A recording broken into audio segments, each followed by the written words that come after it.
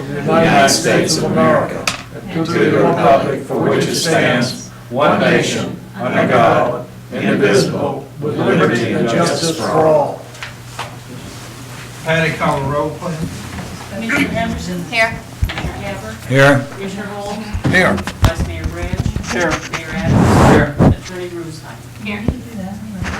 First order of business is to swear in District 2 Commissioner John Branch.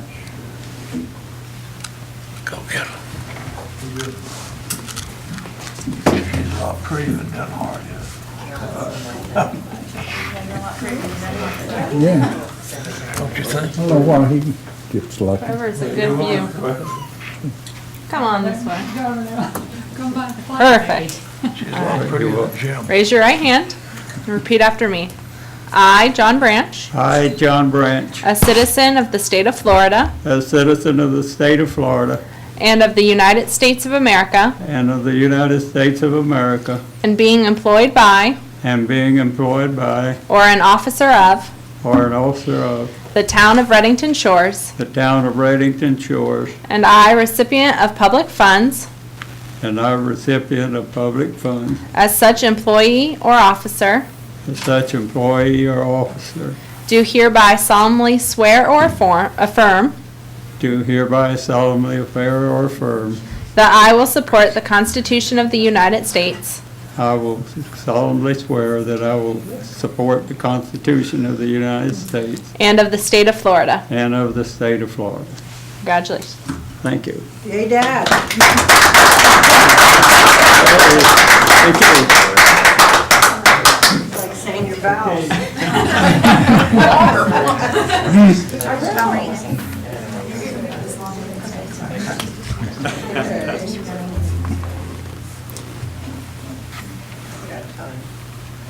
Well, the second thing is kind of a thing that's kind of, I don't know how to say it. I love both these guys to death, but John and I have been together for a long time, 9 years.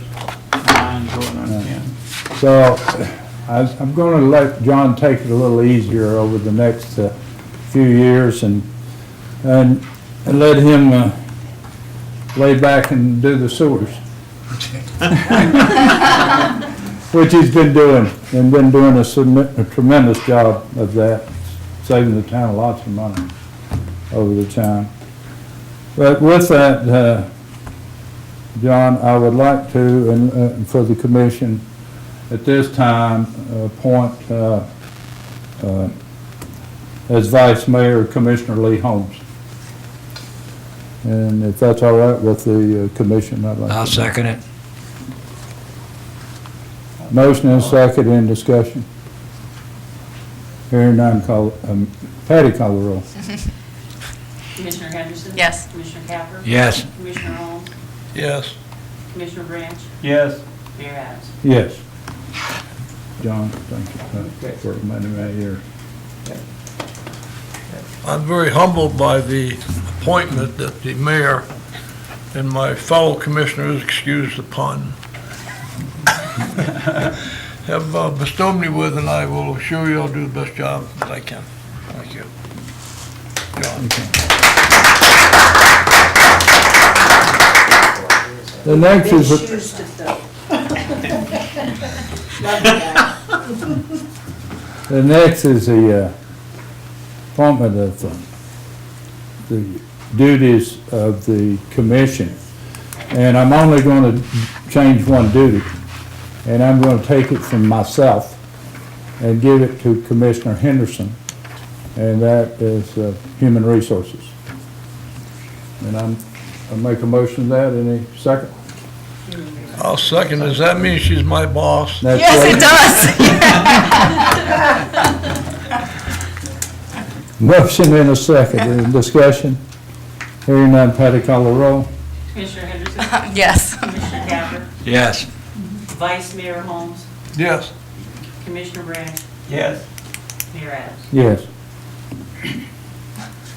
With that closes the special meeting. Now we're going to open a workshop meeting. And I guess You don't need to be here for it if you, unless you want to be. I'll stay. Okay.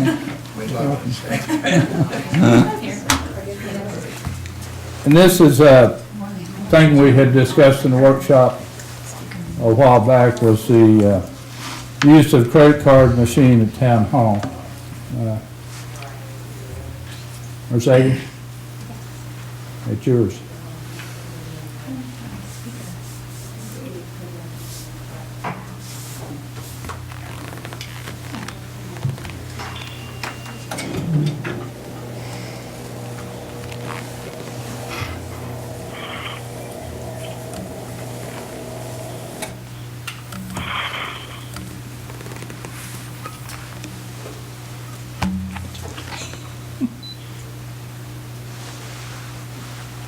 Hello, everyone.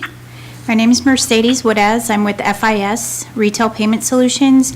I have Tom Graceffa on the line. He's going to be our presenter this evening. He's going to go over the government solutions for payment processing. We did find that your current payment software fund balance, it is a Tyler Technology product. However, it doesn't hold the capability to process credit cards. So what we're going to go over is a solution, and I did put some product slicks on in front of you so we can follow along with Tom.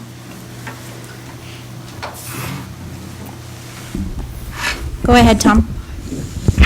All right, good evening, everyone. So what I'd like to do is I'm going to talk through at a high level the different solutions, and then I'm going to share my screen if you're able to follow along with me to actually view my screens. Is that possible, Mercedes? Yes, we have you on a projector. Excellent. So I'm gonna start by sharing my screen here, and then I'm gonna talk through a couple of items as I go through here. So one thing to consider is that we have multiple payment channels, whether that be a website, an in-person payment, or an IVR. We do support all of those solutions. So I'm gonna show you the web portion of that, basically what the constituents' experience will be when they go to make a payment. And when I say payment, it's essentially any payment that you would collect. We can help facilitate the collection of that payment, whether it be permits, fines, fees, taxes, park and rec, you name it. If there's a payment you accept, we can help you to collect those payments.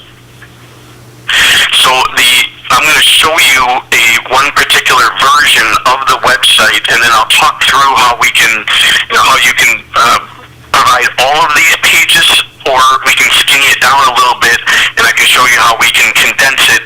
All depends on number one, whether you can or want to host certain pages, or want us to facilitate the hosting of those pages that the customer will go to actually make that payment. So I'm going to start here and talk about the branding of the page. We're going to make this page look and feel just like your page. So all the headers, the footers, all of this, we want it to be a seamless transition for the constituent to move from your page to ours.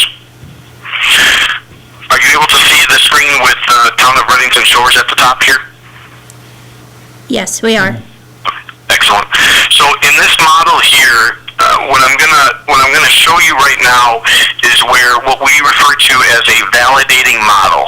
And what that means is that the constituent is going to enter some lookup criteria determined by you. I just randomly chose account number and account name, and we're going to render results back to that individual that are specific to them. So this is where there is a file that we would obtain that is going to identify all of the account numbers, and the dollar values tied to them, and we're going to render results back very specific to, in this case, John Doe. If you did not want to have, not all payments will have an account number tied to it. So if you wanted to just display all the possible items that you want an individual to be able to pay on your page, we can do that here as well. So we can list many items on this page here independently. So in this case, in my example, what I chose was the lookup criteria, the account number and the name that rendered back that says this individual owes these payments, and all of this is going to be configured. You're going to tell us how to configure this. So how you want the page to look and feel will be determined by you. So we have a lot of options to configure each of these pages, and I want to make sure you walk away with knowing that there's a lot of configuration that we can do based upon your requirements and how you want the look and feel to look for the constituent. So in this case, I'm going to choose one particular item to move forward with, and you have the option of forcing an individual to pay everything, or they can choose an option of the items being displayed to only make one payment of the multiple line items displayed. This is the critical page, what we refer to as the payment entry page, and this is where the sensitive account information is being collected. So we are fully secured, audited, and PCI, which is payment card industry, audited, so that we are properly securing this sensitive account information from the constituent. You'll see I have credit. I'm sorry? Okay. You'll see that I've got credit or debit card selected. If you wanted to, we can support the ability for somebody to enter in their checking account information. So it's up to you as to what payment methods or payment types that you want actually an individual to be able to pay with. When entering some test account information, we do put this out there so the individual is able to see where that code is located on their card. American Express has it in the front, the others have it on the back. The individual will enter in their billing information.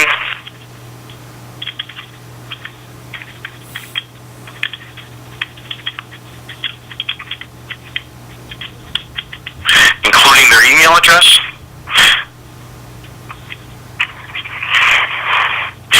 This next page is going to be, and I purposely put this in red font to prove the point that on each of the pages you'll have the ability to put certain text on the page in different color and font formats.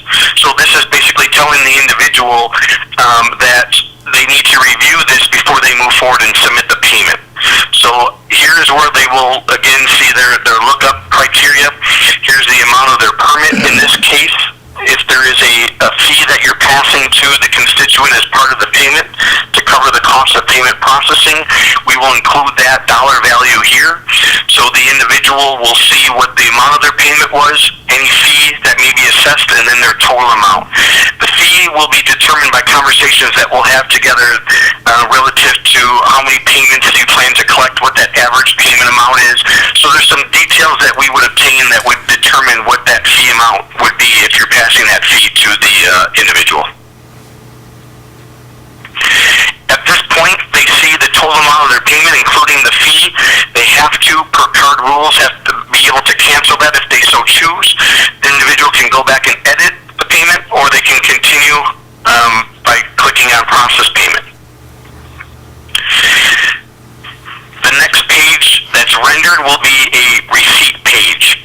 And this indicates that the payment was successful. This is in our test environment here. So you'll see that it's a successful payment was rendered, and the individual completed the transaction, and it will provide them with a reference number for that transaction and a date and time stamp. Obviously, this will be changed to Eastern Standard Time. I'm in Central Time. So we would configure it to, that's essentially the flow for an individual to make a payment through the site. Whether you want to have a validating model where they look up information or not is completely up to you.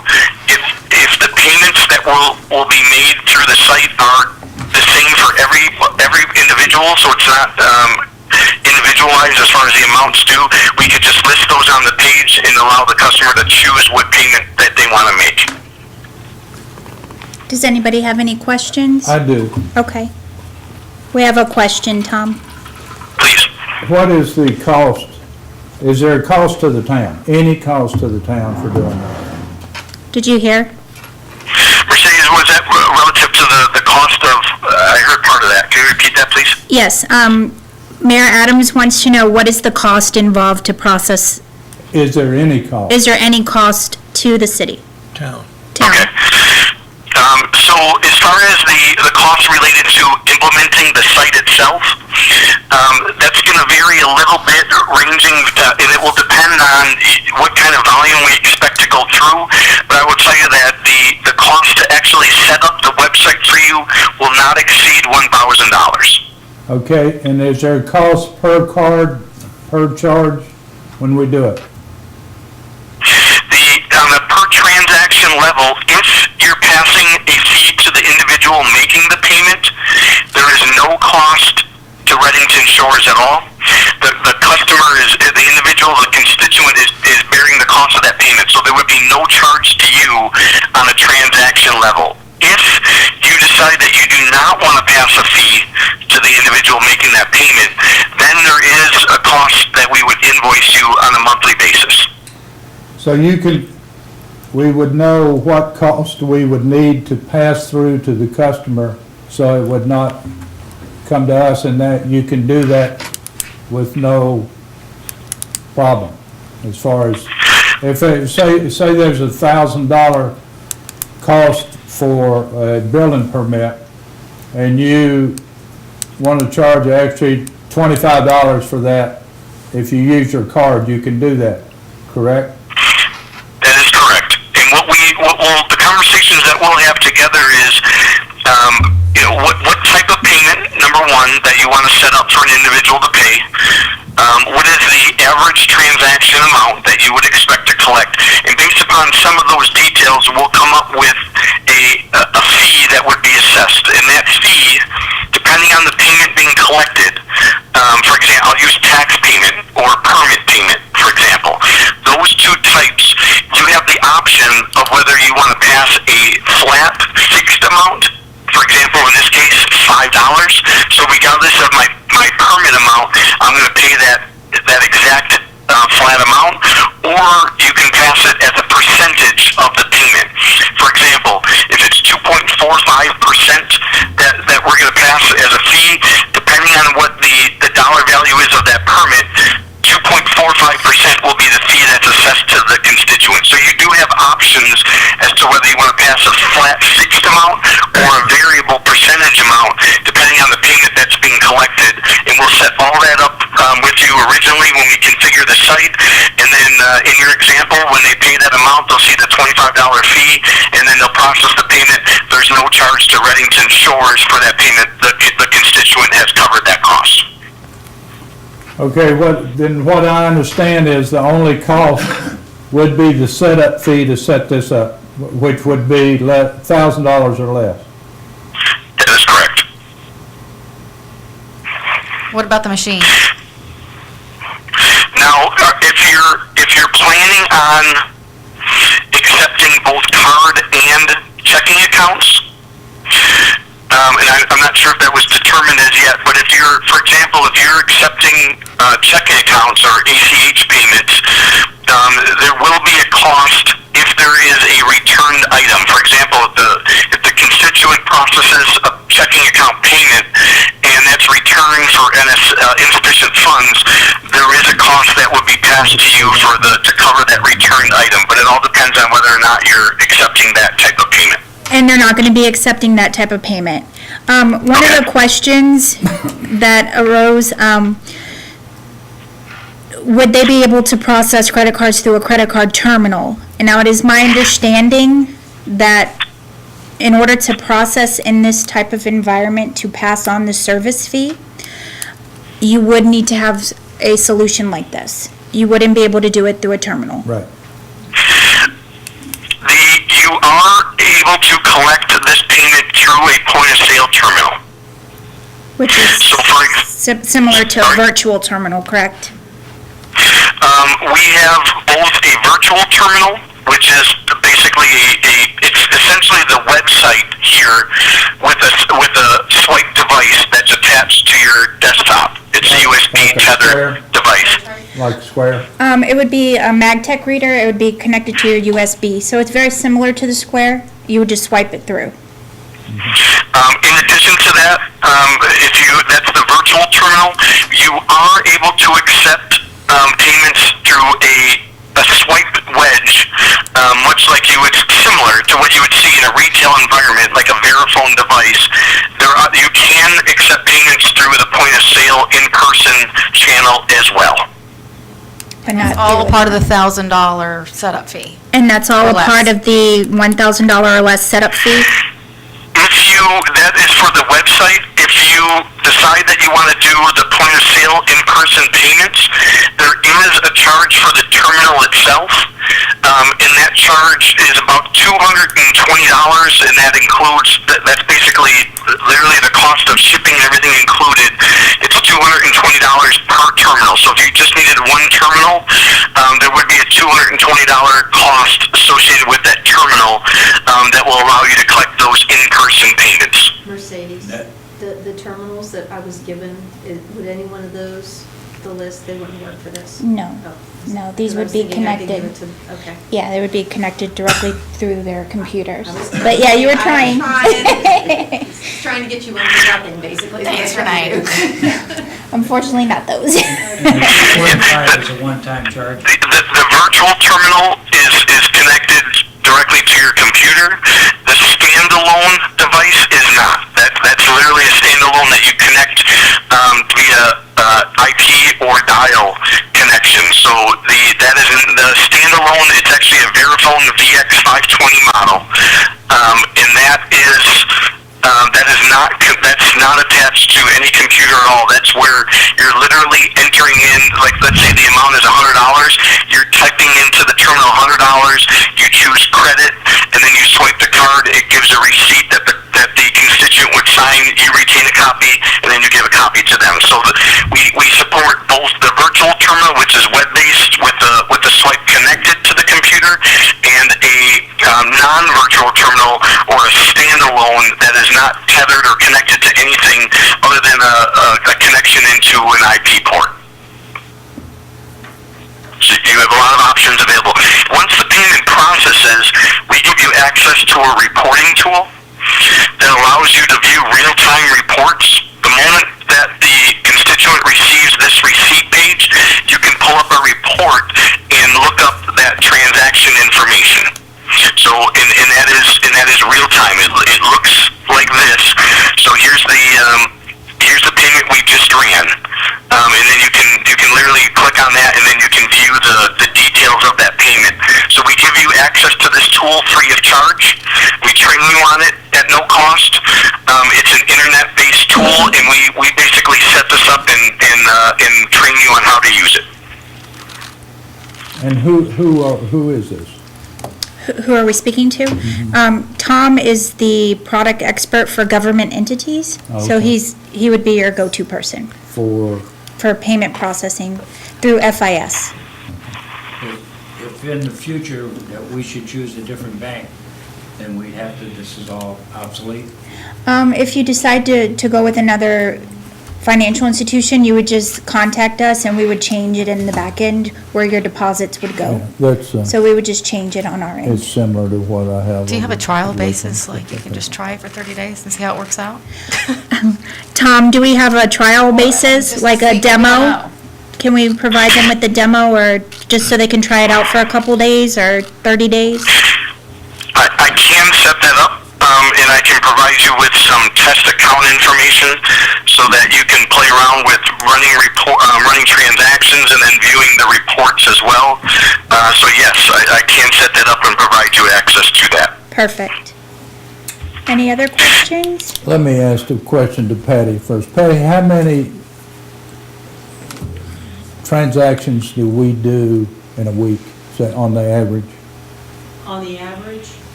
in a week's time, 15 to 20. And that's including like park rental and all that stuff? Yes, intake of payments of any kind. That's what I mean. That, what, Yeah, that, 15 to somebody might want to use a credit card. We don't know that, but yeah, okay. And there's no minimum amount of swipes or uses? Is there any monthly minimums? There is not. So regardless if you do 1 million payments in a month or 4, the pricing structure will not change.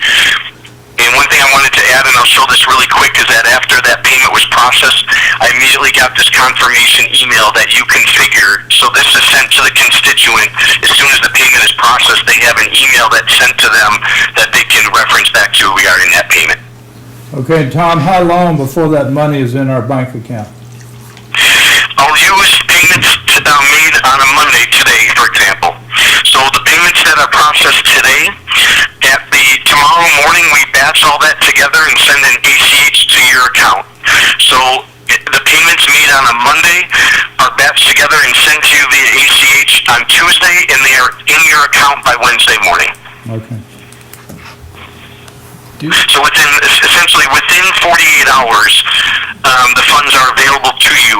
The ACH is sent next day. All right, okay. Mr. Mayor, can you give me a dollar amount that they gave you an answer to your question on what it's costing? Yeah, it's costing at $1,000 or less. A month? No. One time. Total? One time, One-time charge of 1,000 or less? right. And that's to set up the website, What is this? Well, $225. to be able to accept credit cards over your website. In order to be able to take them here, Right. to set it up and get it operating and, The virtual terminal was less. It was 250, was it?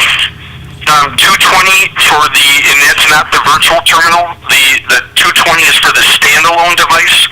For the virtual terminal, that swipe wedge is $58.50. So if you set up the virtual terminal, the swipe wedge that is USB connected to your computer, that swipe wedge is $58.50. So the implementation would not exceed the 1,000, and then it would be an additional $58.50 for that swipe wedge. For the wedge. okay, so that's the setup charge. Is there any monthly charge at all for anything? We can, that's what he just said, that we can. I missed it. We can upcharge it. An convenience fee. And convenience fee so we don't pay anything. We upcharge it. Mercedes, can you Is that, explain to does them that take, what they have to does that take effort Yes, to I do was gonna say upcharge it? Because you have to No, be very you- careful. How do we upcharge it? He's gonna they can set that up, I think, is whichever way we wanna do it. In this environment, it's called a service fee. Service fee. Right. And you gotta be careful with PCI compliance, Visa, MasterCard regulations, make sure you say service fee. And not upcharge? Right. You don't wanna You don't wanna say upcharge surcharge, convenience convenience fee, make sure fees. you're Yeah. In the government entity world, it's service fee. Service fee. Because you're providing them a service and you're gonna charge you Right. for that. So Okay. Mercedes, are you saying they can or they can't? They can. Can. They can charge, but it would be a Upcharge. service fee. No. But you can't call it Service upcharge. fee. She just said, don't say upcharge, Lee. Call it a service It's a charge. service What else fee. to say? Service charge. Service fee. Fee. You say service fee, and that's your upcharge, yes. And what do we arrive at that number that we just happen to like, or? We're gonna, once we sit down with Tom, we're gonna discuss, the volume that you're gonna be running, the average sale amount, the number of transactions, and we're gonna come up with a figure, a dollar amount for you that will cover the cost to implement this service. I got a question for Patty. Patty, how many people come in and actually want to use a credit card? I mean, I know it's a hard question to answer. but- No, on average, over the last 10.5 years, on the average, we get no more than, say, 3 per month, asking if we take over. Which is it, 2 a month? But that is probably because most of them know we don't take credit cards. What do It you may think? be, but everyone else comes prepared with cash or check. But that's just my experience, yeah. We've only had an average of 3 per month that say, oh gosh, I don't have an alternative payment, I'll go get some money. And then we come. Well, and also, most businessmen that we deal with and contractors, the building contractors, carry checkbooks. Yes. Thank you. You're welcome. So you're not gonna send us a monthly bill for anything? Correct? We No, I wanna be sure I get this locked in. we're going to send you a bill, but your service fee is gonna cover the cost Oh. for those transaction So we have to fees. charge the service fees to break even with what you people are gonna charge us. Well, that's what we're gonna figure out. We're gonna figure out the break-even point, I'm getting it. and then we're gonna figure out where you go from there. Where the town makes money. Any other questions? Mercedes, I did have one. Yes, go ahead, sorry. Is there any limitation on the service fee that would prohibit the town from making more than the actual cost of the transaction in order to recover the cost of the implementation? Tom, did you hear that? I'm sorry, I'm going to ask that you repeat that, and before we leave, I want to make sure that I clarify that service fee, so I'll circle back to that, but can you repeat that question, please, Mercedes? Hey, Tom, this is Chris Henderson. Just a quick question was, is there any limitation that would prevent the town from increasing the service fee so that it's a net neutral to the town, so that the fee collected covers not only the transaction fee, but also the implementation, $1,000 and $57 for the virtual terminal? Sure, good question. So, and that'll lead me to how I wanted to circle back, because remember that there is the Visa and MasterCard, American Express, Discover, they're charging FIS, and the banks that issue the cards are charging FIS a fee for every transaction. So what happens is that the service fee in this scenario, FIS keeps that. We only settle the 50, in this transaction example, we would settle $50 to the town. FIS keeps that service fee to pay for the cost of the transaction. Now, what the town can do, if you'd like, you can assess what's referred to as an administrative fee in addition to the service fee that you can retain. So, for example, if you wanted to have a $50 payment, there will be a certain dollar amount of a service fee that FIS will keep, and you can add a $1 administrative fee on there that you would keep. So we would settle $51 to you, and FIS would keep the service fee, because we have to keep that fee to pay for the cost of the transaction.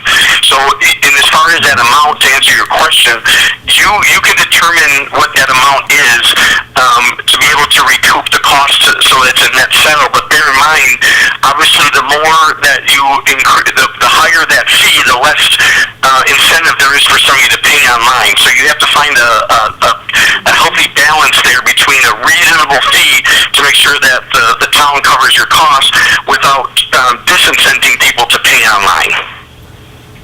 My thought is, we're not gonna have hardly anybody pay online. I just don't see that. Do y'all, anybody see, Not right now. See what? anybody paying online?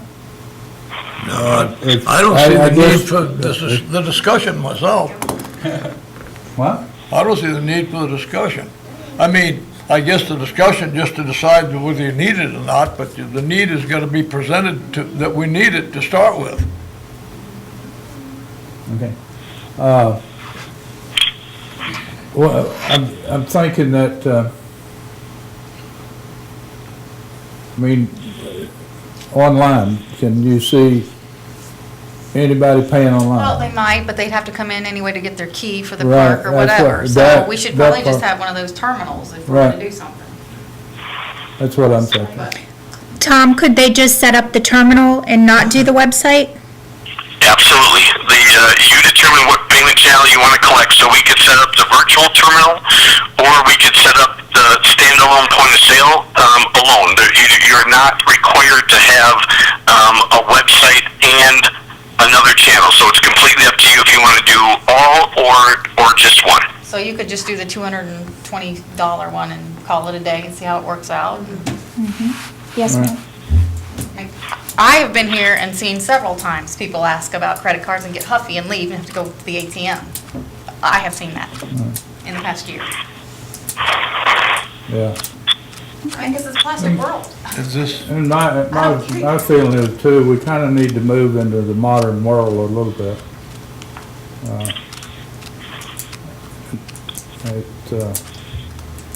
I'm going to show you an image of this here here, this swipe wedge, this is the device. It's a Magtech Mini USB. So it's this, and it just has a cable tied to it that is connected to your computer. So once this is the virtual terminal solution. So you enter in the amount due, the amount that the individual is going to pay on the website, and then when they're present, you can swipe the card through this device, and then it populates onto the website, and the transaction is completed in that manner. So for lack of a better term, the clerk of Redington Shores who is collecting that payment, they will go to the website to enter in the amount due just like I did. They'll go through those steps, and then when it's time to complete the payment, there will be an icon that says swipe. They'll click on that, and then they'll swipe the card to populate that card data onto the screen to complete the transaction. Gotcha. That's the virtual terminal. Okay. Now, what is the risk involved to the town? The risk is in any time anyone, whether you're a government entity, retail merchant, anytime that you accept cards as a form of payment, you are subject to rules that indicate that the card holder can issue a chargeback on that transaction. Now, a chargeback, there are many different flavors of that, so I'm going to give you the most common. The chargeback is simply where an individual looks at their credit card statement. They do not recognize the charge, so they contact either they go online to their financial institution's website, or they go into their branch and say, I don't recognize this payment, or I didn't make this payment, or it could be a duplicate payment, and they issue what's called a chargeback, which means that the customer is saying, I didn't make this payment, and the card, the funds will go back to the customer's account, and we have to go back to you to get those funds that we had given you for that transaction. Now, in the government space, chargeback percentage is incredibly low. If you're a retail establishment, it's much higher. Fewer than 1% of the payments in the government space are result in a chargeback. But the fact that you're accepting card payments, you are subject to the rules that indicate that an individual can do a chargeback, and basically once we've settled the funds to you already, so you have the money. If an individual does a chargeback, well, and they win, just because somebody does a chargeback doesn't mean they win all the time. Sometimes a chargeback can simply mean I don't know what this charge is, so they're just asking for information, and there's no money moved. But if they do a chargeback and the cardholder wins, that means that FIS has to go back to you to get the money, because the money is being taken from us to give back to that cardholder. Like I said, that's rare, but at some point it will happen, and that's really the risk that you take on. But is it less so when you're actually doing it in person here at Town Hall for the charge? Absolutely, Okay. yes. Versus online? Yes, a Okay. lot less risky for you Okay. to do swipe. The government, we have to become PCI compliant, correct? Correct. Who pays that? I know if you're an individual, sometimes the individual has to, do the PCI compliance once a year. Who does it? In this case? We do. FIS does that. So we have multiple audits per year so that we can become PCI certified. Each year we have to go through these audits, and so because we're hosting the page that collects that sensitive information, that credit card number, we are the ones that go through the PCI audits to make sure that we are safely and securely collecting that information and encrypting that information in our system. So we go through all of those audits on our end for the PCI compliance. Okay, thank you. Any other questions? Any other questions? No, just a couple of comments on some of the things that the other commissioners have said and the mayor. I really don't believe that a credit card machine sitting on our front counter out here is going to mean that we're in the 21st century, because we haven't had it for a long time, and I'm not sure we're not there now. We're not going to have one out there. Okay, but anyway, wherever it's going to be, I don't know. It's not going to be. Okay, We're not gonna have one. Computer, yeah. Oh, it's a computer, okay. Anyway, and I don't know if the same amount of people that Mary Beth has heard, have asked her if we take credit cards versus how many asked Patty. I don't know what that disparity is. Is it big? They don't I ask mean, me. I Patty's just here hear- every day, but I'm I here know you're here quite most every day, but I've what did been you say, several about 3 a times. month? I just saw it this past week. Approximately 3 a month. Okay. Can't And use a how many credit do you card think? because they have no other option. I How think many asked you? I I would. think that's, I'm just It doesn't wondering matter. because, 3, to me, 5, the whole 10. thing should be based on need, not just because it's a good idea. I think, in my feeling, I think we should move into the present century. Well, we're in the present century, I No, I see a lot of, Well, we're gonna get a chance to vote on it. yeah, right. Is Yeah, this so- wireless coming in or on, Say again? is it coming in on the wireless on the computers and everything, or is it coming in through a hard line? I would imagine it's hardline. Yeah, it would be a Well, hard. listen, if it's, Yeah, it's hardline. It's the wrong stuff. It's very similar to what I use in my store. It's the same thing. but that's what I'm saying, if it's hard line, and here a guy walks up there, and this thing sometimes don't work every 24 hours. What's gonna happen then? Here's a guy ought to go with his permit and everything. Well, I can tell you, I've been using it for 3 years. I've never had it fail. So it's not gonna fail, so don't worry about it. Right. Don't worry about it. And what does it cost for us to get out if it does turn out to be a bad situation? Great question. Pull the plug. Did you hear that, Tom? The question was, is there a contract involved? And how long is the contract and what is the early termination fee if they decide this is not a good fit? Sure. So is there a contract involved? Yes. That is required in order for us to be able to process the payments and settle funds to you. So there is a contract involved. The term of that is determined by you.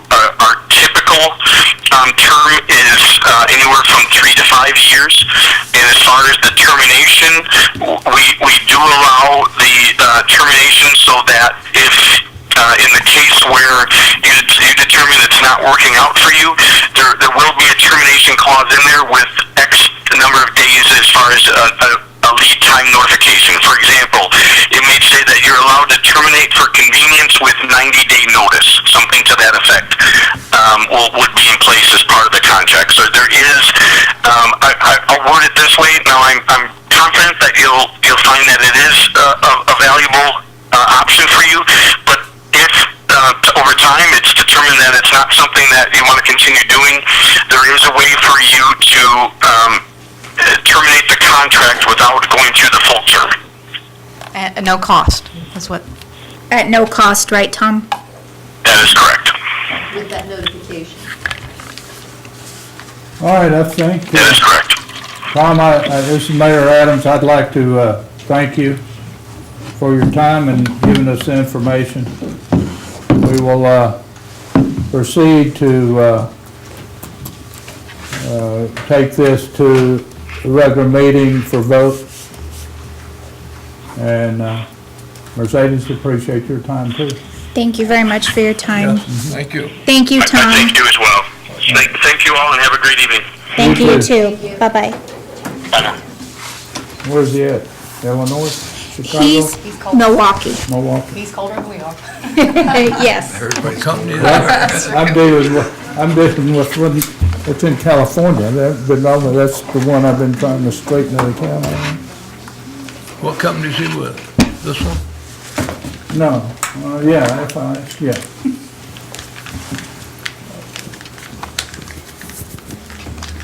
All right, the next regular meeting is Wednesday, May 13th, 2015 at 7 p.m. Workshop meeting Wednesday, May the 27th at 7 p.m. With that, this meeting is adjourned.